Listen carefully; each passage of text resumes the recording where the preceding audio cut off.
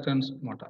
Right? Now we are going to see the construction features of synchronous reluctance motor. Right?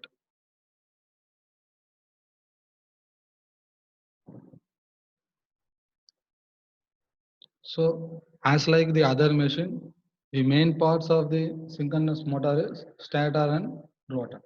And now we are going to make a overview.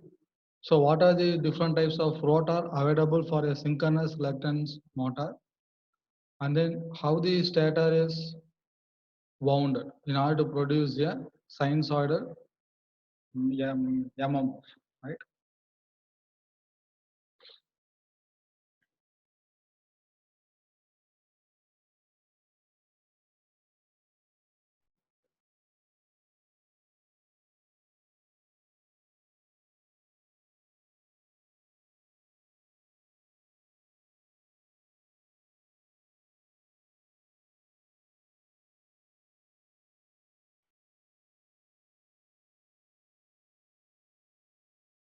So coming to the rotor, as we have said, now we are going to discuss about the synchronous reluctance machine, right? So coming to the basic structure of synchronous reluctance motor, so there should be some reason for why we are going for the synchronous reluctance motor, right? So it is a simple AC machine. This one is a simple AC machine, right? This is a simple AC machine, right? And it is now going to rotate at a synchronous speed with the principle of reluctance, right? So the major drawback in the switch reluctance motor is it is having a torque ripple in its torque characteristics, right? So in order to avoid those things, we are going for a synchronous reluctance motor. How we can say this is possible, right? So here by seeing the construction, we can able to identify that the stator is of salient poles. The stator is having a salient poles, whereas the rotor is not a salient pole. It is like a form of cylindrical. It is a form of cylindrical with some flux barrier. With some flux barrier, and the flux barrier is also not a parallel line or a perpendicular line. The flux barrier is having some angle, right? So with this construction of a rotor, we can able to make a machine to run at a synchronous speed with low torque pulsation. With low torque pulsation, right? Now, coming to the different types of rotor. Coming to the different types of rotor, and now what we see in here is it is nothing but a synchronous reluctance motor with angled barrier. That is, we are having a barrier with only one. Suppose if you want to make a barrier for 2, consider to make a barrier for 2. So now we are going to see a rotor with flux barrier 2. So this is a rotor with flux barrier 2. So why we are going for this 2 flux barrier means, why we are going for a 2 flux barrier means, suppose if the torque ripple is more, the torque ripple is higher, the torque ripple is higher, then we are going for the 2 number of flux barrier. Suppose if you want to reduce more amount of torque ripple here, then again we are going for the 1 more increasing number of flux barrier, right? And then, and this is flux barrier with 3, and then now flux barrier with 4. So we have to know the reason why we are going on increasing and which rotor will suit for which application, right? And that we have to concentrate. Suppose if I am using a 4 barrier, 4 flux barrier, then definitely this type of rotor will be used only for the low speed application because its mechanical strength is somewhat weak, right? Now, if I go for a flux barrier with 1, then its mechanical strength will be higher. Its mechanical strength will be higher. Then it is well suited for a high speed application, right? Suppose if you want to make the machine of 4 barrier flux, 4 layer of flux barrier for a higher speed application, then we have to design the flux barrier according to this constraint, right? No, the another type is notched one. The another type is notched one. Now you are seeing the flux barrier which is founded in a rotor. Now we are going to see this rotor is now going to have a notched structure. Notched means what? Removing some part of the rotor, right? So that is said to be as notch. So look over here. Now we are going to get a notch structure. So this one is nothing but a notch. So why we are going for notched means, so if you remove this region, here as well as here and then as well as here, then we can able to get a more value of change in the air gap. You can able to see the air gap change is higher. That is, we can able to achieve a more value of torque. We can able to achieve a more value of torque with change in the reluctance, right? And then similarly, and this notched type of 4-layer flux barrier can be preferred with 3-layer flux barrier. So all these layers, 1 layer, 2 layer, 3 layer, 4 layer flux barrier is depend only on the application, which type of application or which type of flux barrier that we are going to choose, right? Now we are going to see about the 2-layer flux barrier with notched condition. So this is 2-layer flux barrier with notched condition. Coming to the 1-layer flux barrier with notched condition. And this one is 1-layer flux barrier. Now we are going to see. This is 1-layer flux barrier. So if you see here, there is a huge amount of change in the air gap. So if you go like this, what will happen? The torque ripple will be somewhat higher. So I am going to reduce the torque ripple by going for different number of layers. I am going for different number of layers. So the efficiency of a machine is depend on the maximum depend on the construction, right? Maximum depend on the construction, right? So construction is the important part to make a machine at high efficient considerations. Right? Now, coming to another type of synchronous reluctance motor. So now what we discussed is the flux barrier with some angle, right? Now we are going to discuss with flux barrier with rounded shape. So now we are going to see a flux barrier with rounded shape. Right? See, the flux barrier is now somewhat round in shape. So this is for 1 layer. If you go for 2 layer,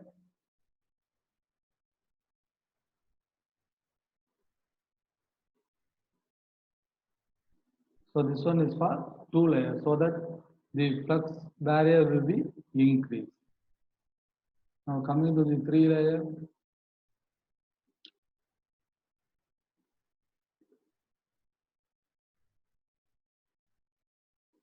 and this one is the 3 layer. Right? See that if you want to make the flux barrier, and this one is the flux barrier, right? So what we're discussing here, and this one is the flux barrier 1, 2, and 3. This width of the flux barrier can be make it as a constant value, or we can able to change the flux barrier value.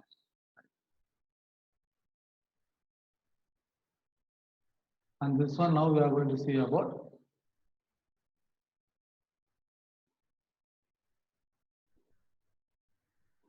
a 4-layer flux barrier. Now, in this 4-layer flux barrier also there is a notch type. Notch type means some part of, so this part of the rotor will be cutted out. So that is called as notch. So if you do like that, we can able to get a more amount of change in the air. Right? So this one is notch. So coming back to the structure that is without notched one for the 4-layer.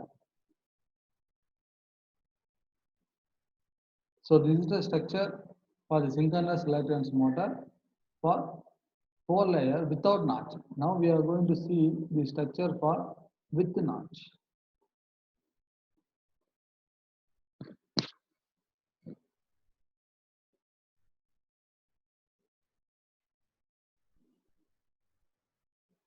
See, this is the structure for with notch. So there are how many different types of rotors available? So the rotor types available here is, see, we are having synchronous reluctance motor with angle barrier, that is flux barrier. 1 layer of flux barrier, 2 layer flux barrier, 3 layer and 4 layer flux barrier. For this 4 layer flux barrier, we are going to show notched flux barrier also. So 4 plus 4 it is 8. So all these flux barrier is of angled flux barrier, right? Now there is round barrier also. So for the round, another 8 is there. So totally 16 type of rotor is available. So totally for synchronous reluctance motor, 16 type of rotor construction is available, right? Just to draw the diagram. So suppose they ask, write the construction features of a switch reluctance, synchronous reluctance motor. Then make the two important points of the switch reluctance parts of the synchronous reluctance motor are rotor and one is stator. Coming to the rotor, there are some 8 different types of rotor structure is available, right? And then make it as point by point. What are the 8 structures? 1 layer with angle flux barrier, 2 layer with angle flux barrier, 3 layer angle flux barrier, 4 layer angled flux barrier. Again, 1 layer angle flux barrier with notches, 2 layer angle flux barrier with notches, up to 4. Again, go for the circle flux barrier, up to 1, 2, 3, 4 layers. Again, notched flux barrier, up to 1, 2, 3, 4. Right? So totally, if you write 8, again make sub-heading. So take it as this one. So this be the 4 layer circle flux barrier with notched condition. So draw this rotor alone. With this subtitle, draw this rotor alone until one point, some points, right? So it is having a 4 layer of flux barrier, which is in the form of circle in shape, Moreover to this, the part that is the outer periphery of the rotor, along the axis, along the x-axis and y-axis are cut out or notched. So these are the two important points that we have to say. Right? So with this structure, we can able to go for a either high speed application or for a low speed application. That depends upon our design of a flux barrier. Right? So for one diagram, we are going to mention 2 or 3 points. Similarly, how many diagrams is there? 16 diagrams. 16 heading you are going to mention, 16 diagram you are going to draw, and then below this diagram, mention any 2 points, that is enough. So totally how many points? 16 into 2, 32 points you are going to mention. So 32 points. Again, 16 diagram for the rotor alone. Still now we are going to see about stator. So these are the points of the stator. And then the common points are, it is made up of a non-oriented laminating core material, and the stack length should be same as the stator, such that it has to produce a required torque in the machine. Right? So these are the common points for all the construction of pressure electrical machine. Right? And then now coming to the stator.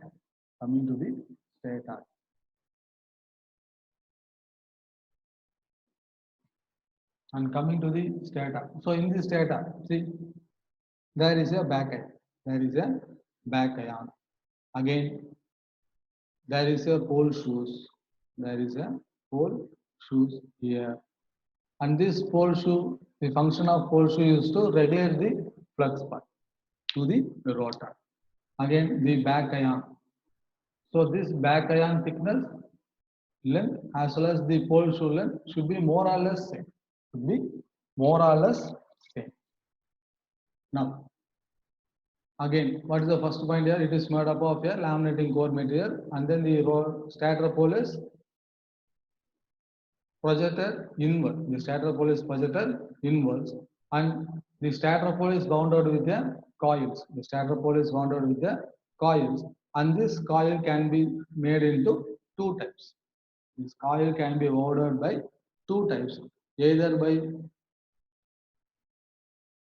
this method, that is over under technique, or by side technique. So side by side technique is like this, and over under technique is like. So this is said to be as over under technique, and now we are going to see about side by side technique. Side by side. Right? So this one is said to be a side by side technique. Now, and then going to the current part, going to the current part for phase A. And this is the current part for phase A. Right? So this is how the phase A current is revolving in the stator, so that the sinusoidal waveform is now going to be produced. Now we are going to see for the B phase. So this is for B phase, right? This one is for phase B. And then now we are going to see for the phase C.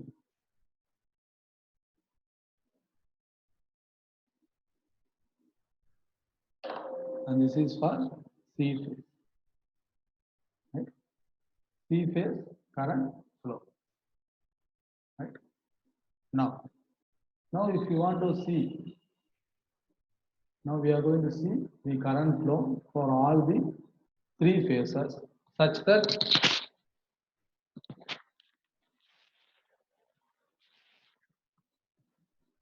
this is the current flow for the three phase, such that the three phase rotating magnetic field is now produced. Right? So by following this flux path, by following this current direction, the three phase rotating magnetic field is now produced. Right? So this motor is now developing motor for the industry drives application. Right? So previously they are looked on with switch reluctance motor. Now they have come forward with the synchronous reluctance motor for their AC supply found in the stator, or the AC supply found in the stator, because there is no need of converting any type of supply what it is available, right? Stator AC is available, and now we are going to convert the AC into a balanced AC, or DC is available. Stator put an inverter and get it a balanced AC. So that is the only drawback what we are available here, right? So drawback here is we have to definitely feed a balanced sinusoidal supply to the synchronous reluctance motor. Balanced sinusoidal supply to a synchronous reluctance motor. Right? Otherwise, definitely, whatever may be the machine, that machine will produce a torque pulsation in the characteristics. Right? Not only the torque pulsation makes a effect. See here, the current is flowing.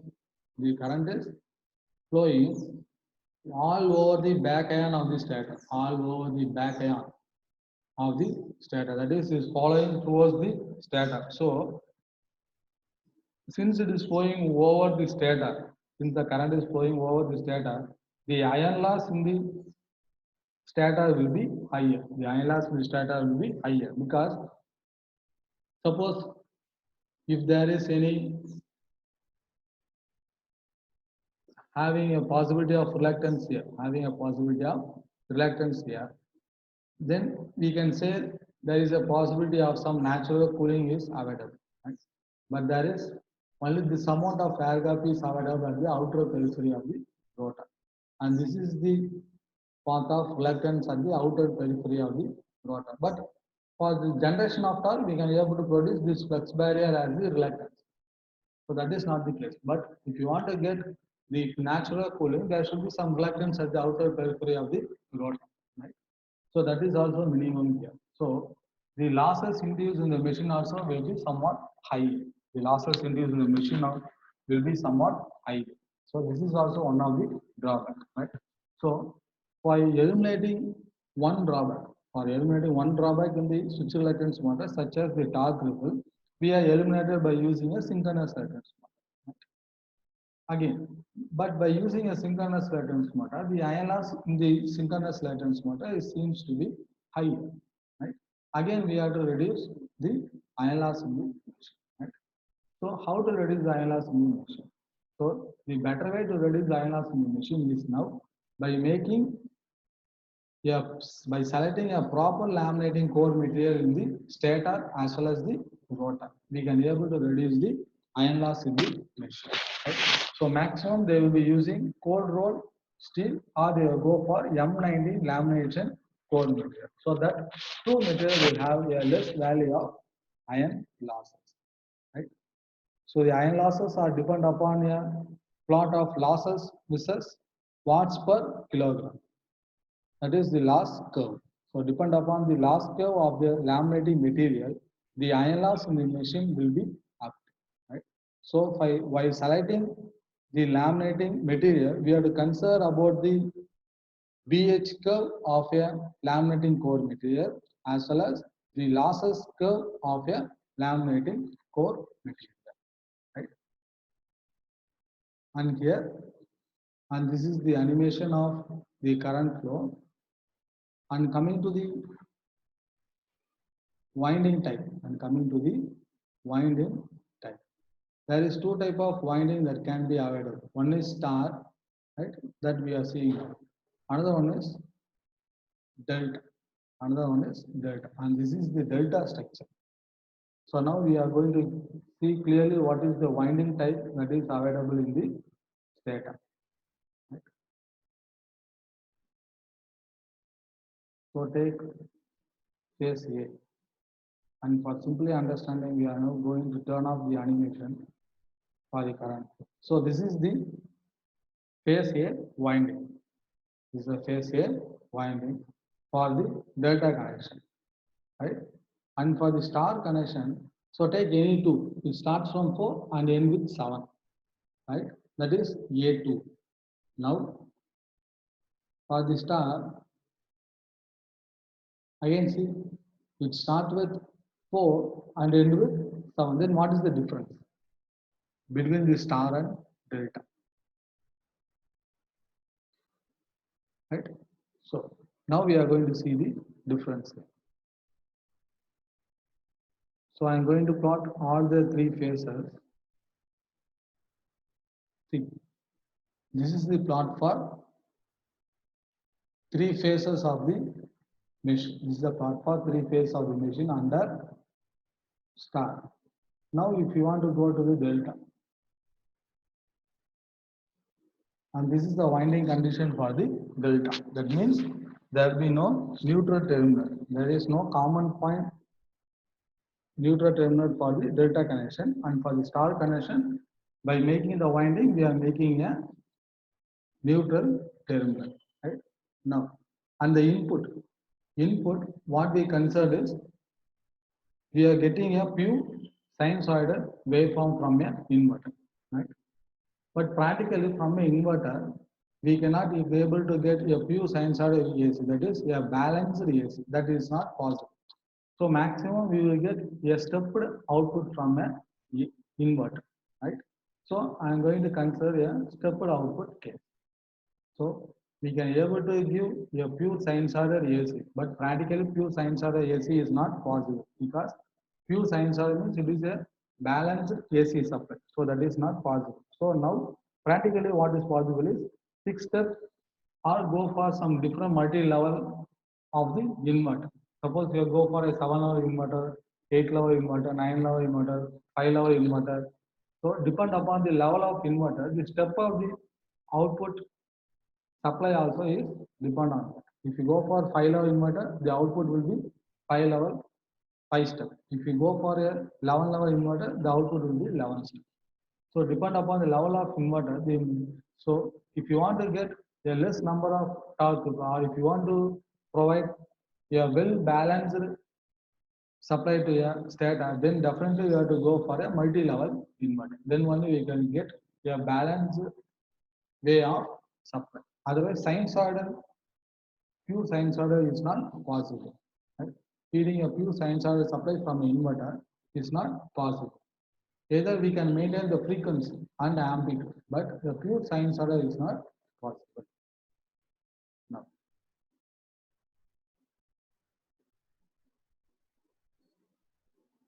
Right. So that's all about the construction of. And coming to the winding, we can able to wind in both lap and wave. Whereas here, coming to the wave, and this is not possible in the side by side winding technique. It is possible only in the under over. The concentric type of winding is not possible in the side by side. The concentric type of winding is possible only in the under over type of technique. Right? Again, the concentric also is possible. See here, this is for under over coil placement. That is winding technique. So for this winding technique, both lap winding as well as the concentric type of winding is possible. Whereas in case of side by side, the concentric type of winding is not possible for the side-by-side winding arrangement. So that is one of the drawback in this synchronous reluctance model. Right? So coming to the stack length, the stack length of the machine should be for both stator and rotor should be same. Again for the shaft, coming to the shaft should be projected outwards the machine at the both sides. Right? Such that suppose consider this is 60 mm. Definitely the stack length of the shaft should be maximum to the double the time of the machine. Suppose it's 60 mm, the stack length of the shaft should be 120 mm. So that is the maximum. Such that at this side 30 mm should be come outside, and the opposite side another 30 mm shaft should come out. And this is the three-dimensional view of your synchronous reluctance motor. Right? And that's all for the class today. So, is there any doubt?